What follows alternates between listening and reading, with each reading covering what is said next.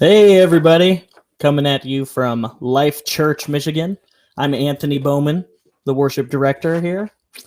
And be honest, your nickname is Anthony Chickabow Bow Boy. Chickabow Bow. Or Anthony Bradford is my middle name, but it really is. That's your stage name. AB, right? AB. That's what it really is, right? Yeah. Okay. We're off to a great start. Yeah. But welcome to the Ask Pastor John podcast. Woo! Yeah.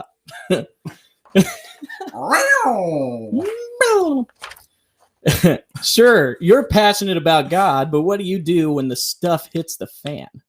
At Life Church, we believe the local church should be a safe place to ask your questions, bring your doubts, and work through life's hiccups and hang-ups together.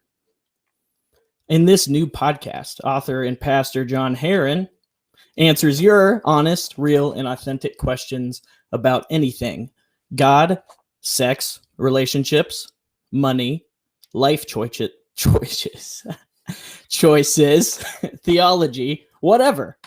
Text your anonymous questions to 989-249-3880, and maybe we'll tackle your questions on the podcast. That was a very well done, authentic, off-the-cuff introduction there, Anthony. Thank you very Not much. Scripted at all. No. There was no script. There was no script. Hey, so yeah, welcome. We are live on Instagram, live on YouTube, the Life Church YouTube page. And I'm John with Anthony, AB, Chickabow Bow. So, no, we did this thing here at Life Church Michigan this past Sunday. I walked into our Midland campus, which we just relaunched after COVID, in the Midland Center for the Arts, 400-seat, beautiful theater. You've led worship there. It's pretty cool. Yeah, it's beautiful. And realized that there's just a lot of new faces, people who are new to Life Church, people who are new to this faith journey. And so Sunday, I literally just chucked the prepared message and said, hey, how about you guys just ask questions? And so we try to do this texting thing, which is the number 989-24, I don't know what it is. What is it, Anthony? 989-249-3880. Yes, that's what I was trying to say. And people started texting stuff in, and it was actually really cool because it shows that we're not afraid to, get real and just say, hey, here's where, you can go, and then here's God's way. It also helped me to see some of the stuff that people struggle with and wrestle with. Mm-hmm. That was really helpful. And it was just kind of fun. It was very spontaneous. I didn't see any of the questions ahead of time. It was live texting, and we didn't get to all the questions. And so today we're going to tackle some of those questions that were texted in on Sunday.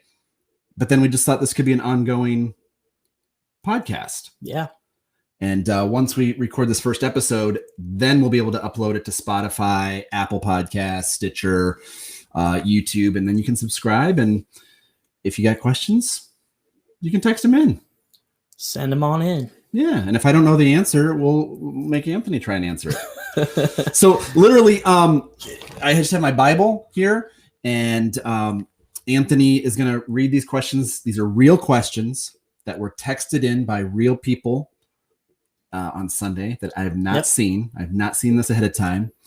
And we'll just see where it goes. And then we'll have episode 1 all done.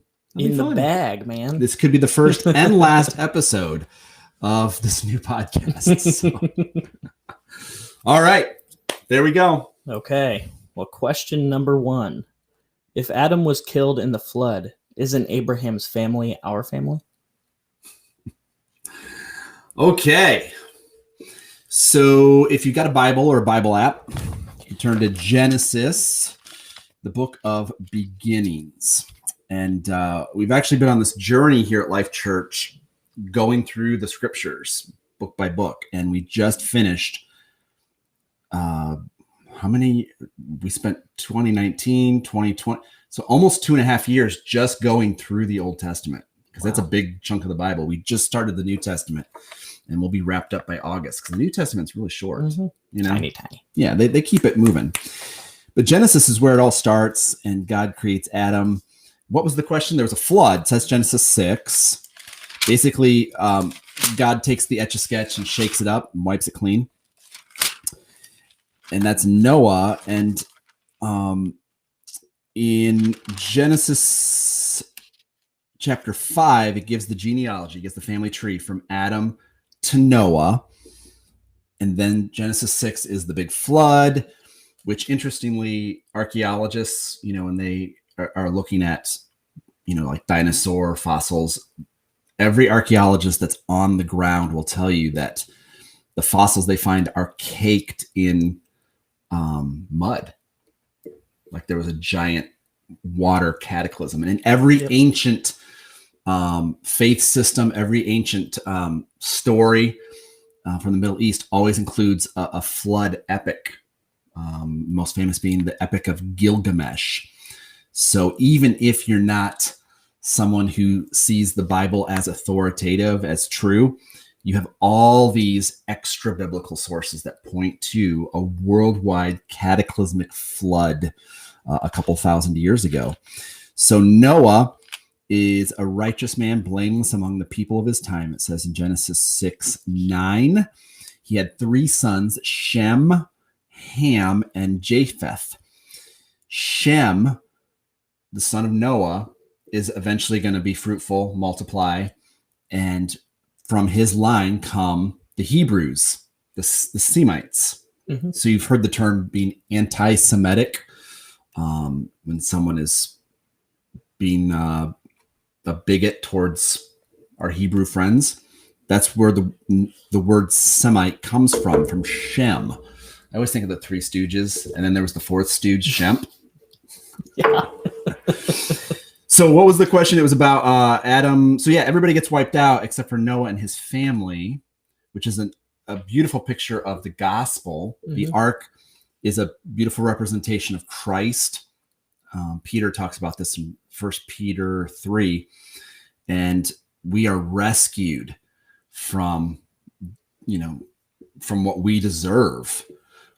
And so that's just a beautiful picture of the gospel. And the question was, if Adam was killed in the flood, isn't Abraham's family our family? We are all relatives of Noah. And from Shem came Abraham and the Semites. Yep. So yeah, if you go back far enough, and scientists will tell you this is true, that in Northeast Africa, the Middle East area, that's where they find this common human ancestor. And we who believe that the Bible is true would say, yeah, it says it right here. It's always said it from Genesis. So great question. That was a really good question. Yeah. Okay, so moving on. Move along. The second question is, my entire life, my religious beliefs have been based on fear of going to hell. Do you have any advice for breaking that cycle and instead practicing the faith out of love and respect for God? That's a great question. See, this is why I like that we're trying this new podcast. And by the way, we would appreciate your feedback because this is brand new. We're just trying this out. But we want to be able to help people and give people, this should be a safe place to bring your hiccups and your hangups and your doubts and questions. So especially in the 1960s and 1970s and early 80s, and correct me if I'm wrong, but it seems like the church in America was very much turn or burn. Everyone's going to hell. And Yep. And the so tent revival.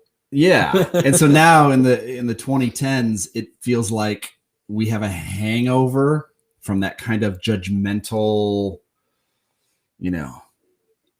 approach to ministry. So if my religious beliefs have been based on a fear of hell, how do you shift that and instead enjoy the vibrancy of a relationship with Christ? So Jesus had these followers. In the Hebrew terms, 2,000 years ago, when you have a rabbi, you would be a Talmud. You'd be a student. And so he had 12 Talmudim, but we translate that as disciples, followers. They're students following the teacher 24/7. And they followed Jesus day and night for 3 years. And among the 12, there were two guys who were brothers, Jim and John. Remember Jim and John? Jim and John. Jim and John. Makes sense. They were brothers. They were always like Jim and fighting. John. You know, Yeah. you grew up, you have an older brother. I have a younger brother, but we were Younger always kind of at it. Yeah, like in the back seat when you were going on family trips, it was like, Mm-hmm. quit it. Quit it. Don't Yeah. touch me. You still do that It now? would just never. Oh yeah, Yeah. for sure. You got 3 kids. I got 5 kids. Yeah, it's just a never-ending cycle of doom. So it was the same with Jesus. You got Jim, you got John, the brothers. And Jesus just kind of laughed at them. He gave him a nickname. He calls, "Hey, you guys are always fighting. You're like thunder, like a thunderstorm. You're the sons of thunder." Sons of Thunder. And he just kind of Such a cool chuckled. name. Yeah. Not gonna lie. So one time they were like, "Hey, Jesus, who gets to sit in the big chair? You know, when we get up into heaven, I want to sit in the big chair. No, I want to sit in the big chair." And Jesus is like, "You guys, you don't know what you're asking. You know, you think that faith is about power, and it's about having childlike wonder." And that gets squashed out in a lot of churches today. Mhm. We treat churches as like sheriffs for Jesus. Don't do that. Do this. Jump through this hoop. Churches are supposed to be outposts of grace. So rediscovering the wonder of a child is what Jesus was all about. And that's where I see a synergy between following Jesus and using improv comedy in our approach to ministry.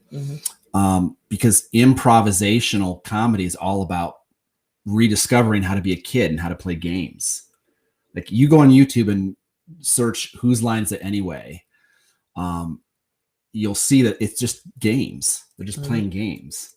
And it's rediscovering the joy and the wonder and the possibility. And so that's what Jesus invites us into.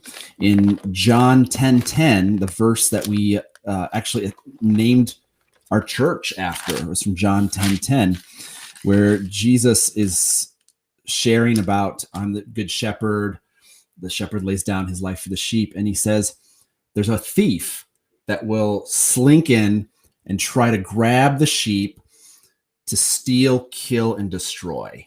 But I'm not like those other religious people that squash out the joy and make you feel guilty.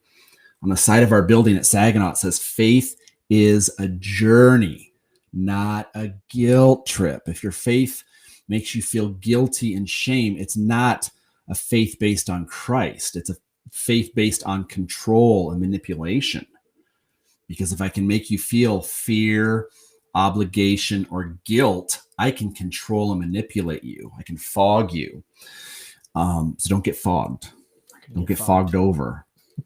Yeah. Those mother foggers out there. Right. Yeah. And so Jesus says in John 10:10, "I have come to bring life amplified, life abundant." It's, if you had to boil down the entire New Testament to one word, it would be believe. And we get that when we watch the Macy's Thanksgiving Day Parade. All the acts come and they stop in front of the Macy's store and they do their, juggling. Do you juggle? I do not juggle. All right. But they do their tap dance. I've tried. Yeah. Just can't get it. That's right. And above them on Macy's, it says believe. And it's like, that's the message of Jesus. And it's a journey of fun and discovery. In 1 Peter, in the back of the Bible, good old Peter said this in 1 Peter chapter 2. Let's see here. Yeah, in verse 9, he says, "You are a chosen people, a royal priesthood, a holy nation, a people belonging to God." So you are chosen. You are paid for. You are treasured, which means you don't have to try harder. You don't have to impress anybody. You don't have to be a faker. You can relax. You're not going to hell. God doesn't send people to hell. The scandal is that God sends people to heaven. And so that should fill us with joy and wonder.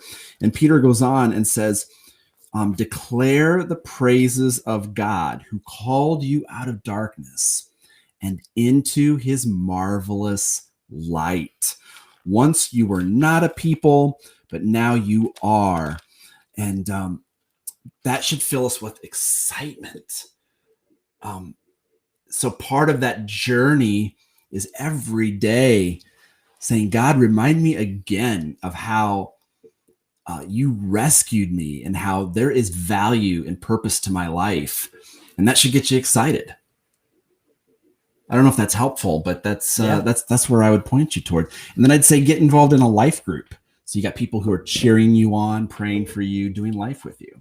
I swung by last night, Monday night, to the Men of Honor life group that meets here at Saginaw campus, led by my friend Arnell. And that was awesome. I met some guys who just started coming to our church in the last few months. But because of COVID and the masks on Sundays, I don't know who people are. You know, everybody's masked up. Right. So it was cool to come and drop in their life group and meet like this guy who's on the football team at SVSU, and this other guy who, you know, he's going through a divorce, and he's had 6 months of just, you know, getting pounded into the ground and being depressed. And yet through this life group, he's got men who are lifting him up and are, you know, walking with him in the journey. So yeah, that's good stuff. Cool. Well, we've actually got a brand new one that just came through. Oh, wow. We have people watching live. It's actually from my dad. I don't think he would mind me putting him on blast here. Wonderful. So we're recording this podcast and it'll go through editing and things, but we just thought it'd be fun to live stream this since we're trying this for the first time. We don't know if we're going to live stream every time. Yeah. But okay. So it is, how do you handle being overshadowed by such an awesome worship director? Oh man. That is the bane of my existence. This guy's only been here 2 weeks and you are the superstar, man. I don't know about that. No, we love having Anthony and Grace. You guys just moved up here a few days ago. How's that been? It's been pretty good. We're probably about halfway through unpacking boxes. So I know that's always the hard part. But if you've got kids, you just create a playground for them. Exactly. You know, yeah, we got plenty of cardboard to make forts with. Yeah, it's fun. How are you doing? You've led worship for what, 2 Sundays, 3 Sundays now? What's that been like? You got fresh set of eyes. What have you seen here? It's been great. I mean, there's a lot of energy in the room, which is definitely a plus that is missing from a lot of these churches that we were just talking about, the doom and gloom, you're going to hell churches. There's not a lot of joy like there is here. Well, good. We fooled you. That's great. Yeah. That is great. Mr. Bowman, thank you very much for sending in that live question. That's amazing. Yeah. Do we have any other questions from Sunday? I believe we have 2 more. Okay. All right. Let's do it. What is the stance of the church on struggling with suicidal ideation? Wow, we just went from a fun, happy place to a harder place. But I'm thankful that someone asked that honest and raw question. And that's really the heart behind trying this new podcast, is to give a space to bring your questions and not feel judged. Man, suicide is a permanent solution to a temporary problem. And so, especially among teenagers and young adults right now, being stuck in your room for a year and away from your friends, something I'm always saying to teens in our 707 student ministries is, man, if you're ever at a place where you are thinking of suicide, please call me or contact any of our adult leaders. We will show up, no questions asked, and like take you out for a milkshake. Because you're not alone. You're not alone. But being isolated, that's a hard place to be. Depression is a real thing. I always hate it when you go to a church and you get honest about your struggles and you say, hey, I'm just feeling really depressed. Can someone pray for me? And then some oversaved sheriff for Jesus is like, well, you just need more faith. Well, you need a swift kick to the rear end because there's more to it than just your level of faith. There's biological and sociological layers. It's complex. And so speaking as someone who's been diagnosed with depression, who's medicated for depression, the church should be the place that we can go to and be honest and say, hey, will you lift me up in prayer? Will you, I'm really struggling with this. It's sad in today's world when our lives start to cave in and we feel like the answer is to run away from the church instead of running to the church. And that makes me sad. Yeah. And so hopefully, things like this new podcast help create bridges of trust. But yeah, if you are seriously dealing with depressing thoughts and thoughts of suicide, you need to tell someone so that you realize you're not alone. You can contact us. We have this number for texting in your questions. If someone texted us and said, hey, I'm really struggling here, dude, we will show up. And if you're on the other side of the country, we'll figure it out. But, right. And what is our number here, just in case people are wondering? It's 989-249-3880. Yeah. That's the number to text stuff in. But two, know that you're not alone. So the only original disciple of Jesus who was not killed for his faith, who was not martyred, was John. John was the youngest disciple. He was like 12, 13 when he was hanging out with Jesus. And then he lived to be in his 90s. I'm reading this biography right now of all the apostles and their martyrdoms. And it's just really interesting. John, the Roman Empire, they tried to shut him up. He's in his 90s. He's the senior pastor of First Church of Ephesus. And Ephesus was like this big major metropolitan city. It's like New York City. And they didn't like him preaching Jesus. So there's a legend that they threw him into a cauldron of boiling wax. Is that right? Yeah, wax or tar. Or something. And the legend says that he was miraculously spared from being burned. And so they're like, well, what do we do with this guy to shut him up? Well, let's exile him. So they sent him to the island of Patmos. And it's not sexy like the TV show Survivor. He's all alone, no shelter. He's in his 90s. Poor guy's wearing dentures and getting sand out of his dentures. He's all alone. And it's crazy because he could have fallen into depression easily. I wouldn't have blamed him. He could have just been like, oh, woe is me.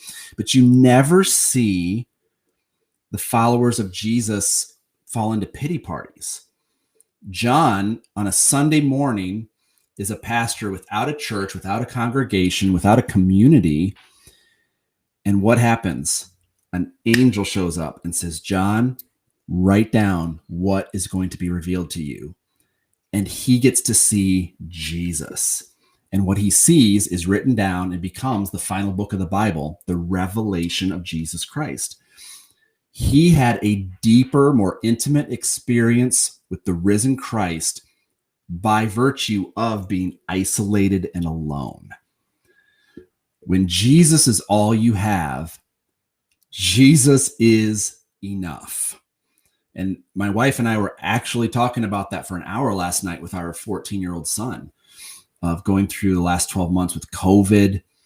We had to close down our physical churches. We're up here in Michigan, which we had really stringent things going on. I know, Anthony, you started a paid ministry position at a church in Ohio, a month before COVID? Yeah.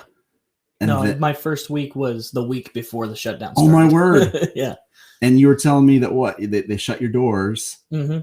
And then because everybody got hit with job losses, obviously giving to charities went down. Mm-hmm. So every church in America lost, income. Yeah.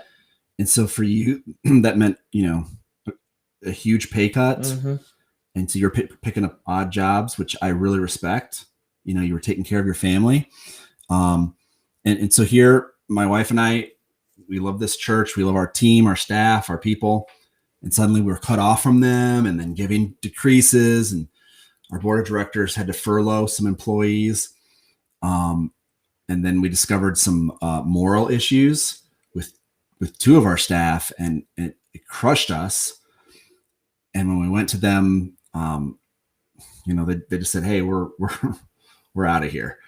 And so it just felt like we lost some of our deep friendships because they kind of went Amish on us and shunned, which is never made. I don't have a verse for that. Who would Jesus shun? I just don't get that. It was heartbreaking for us. It was confusing for our kids, because this is a family thing. This is a labor of love. And so our kids are like, "Where's Uncle so-and-so?" And we're like, we don't know. We don't know what happened.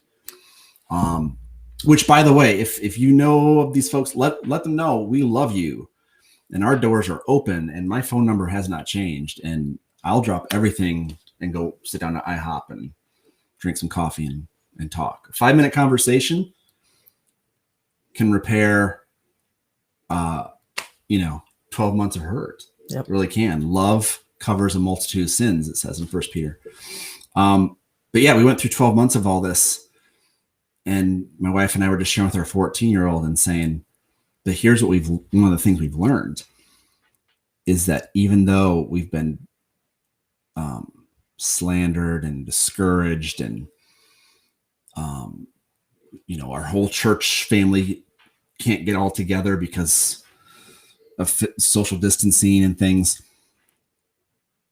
through this experience, we've seen that Jesus is enough. He really is. That even when it feels like, all of your friends have betrayed you and won't talk to you, Jesus, it says in Proverbs, Jesus is the brother who will never turn on you. And he even said that to the disciples. He says, "I'm with you to the end of the ages." He says that at the end of the book of Matthew, and that's so beautiful. Mm-hmm. I could go on and on talking about Paul. He's trying to plant churches all up and down the Mediterranean rim, and he's getting shipwrecked multiple times. He's getting beaten within an inch of his life multiple times and slandered, and he's always full of joy. Yep. The book of Philippians, he's in a jail cell, no Wi-Fi, no AC, and he says, "I count it all joy." These chains, they think they've imprisoned me. No, I'm a slave of Christ, not a slave of my condition. And so that's been something that my wife and I have been, journeying through and learning in these past 12 months. How about you? You have any thoughts about that? Man, there's just been a lot with all this COVID stuff that's been going on. It's been, especially being a parent, there's been a lot with our kids just like not knowing how to handle it, not having to have dealt with anything like this before, and not knowing how to convey how they're feeling. So they act out, and then I don't know how to react to that because I don't know why they're acting out. Mm-hmm. So, it's just been hard for everybody, and just know that everybody is having a hard time through this time. So even if you haven't felt depression or anything like that until this season, I didn't, but I have through COVID. So just know that you're not alone, and we're all kind of feeling the same type of thing. Yeah. If anything else, give people the benefit of the doubt. Everybody's doing the best that they can right now. Mm-hmm. And we are all rough drafts of the person we're becoming. And that's where grace, it's an opportunity to live out what has been extended to us through Christ. Yep. So that sounds like a good place to land the plane today. Yeah. Man, this has been kind of fun. We've got some tech stuff we're going to figure out. Obviously, once this podcast goes through post-production and publishes, you'll still hear mistakes and clinks and things because this is something new. We're just trying this. Mm-hmm. But if you stick around with us, this could be a really beautiful, fun journey. And we hope that this is an opportunity to share with your coworkers or your friends who maybe won't go to church, but they want a safe place to ask questions. Yep, it's perfect. So that's our hope. We live streamed this first episode. If you tuned in and this was helpful to you on the live stream, leave us a comment and let us know, or tell us how we can improve. And then once the podcast publishes on Spotify, Apple, Stitcher, wherever, we'll publicize that too, so you can subscribe. And if you have a better name for the podcast, we're open to that too. Yeah. So that's the scoop. It's a working title. It's a working title. That's right. So Anthony, what's the number as people want to text in questions throughout the week and we do future episodes? It's 989-249-3880. There you go. So if you, coworkers, your kids, they're even stumping you with a question about God, relationships, sex, money, church, the Bible, whatever, this is hopefully a safe way to text in your question anonymously. We're not going to come track you down. That number again is 989 249 3880. 3880. And who knows, we may tackle your question on a future podcast episode once we finally publish this thing and make it official. And we're going to get matching tattoos. I'm down. Yours is going to say Anthony Chickabow Bow Bowman. You know what? If I was going to have a nickname for myself, I don't think you can give yourself a nickname. Are you allowed to do that? I don't know. It depends on if you can get it to catch on or not. That's true. But I've always got to go viral. Yeah, I've always thought about using my first initial and my middle initial. So it's Jonathan David. And I was always like, I could be JD. Wouldn't that be cool? But I'd have to convince people Herron. I mean, we could be like the Ask Pastor JD in a world. The Joker in Justice League. We live in a society. That was awesome. So mad. All right. So you gotta wrap up the podcast, man. You are the head honcho here. Okay. Well, subscribe and spread the word about all this, because it's been a fun time. And together, let's see what God can do through you and through us answering your questions. That was amazing. Yeah. We just need some outro music and some sort of like tagline. You know, we got to figure out a tagline. Yeah. We'll figure it out. We'll get like, question this. Anyhow, we hope this has been helpful to you. This new resource, this new podcast, and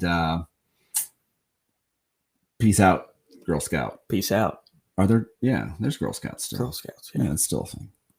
All right. Yeah, and boys and girls are in Scouts. That's right. Yes, the Scouts. Yeah, we've got like one viewer. Sweet. That's all we need. Just the one. Thanks, Mom.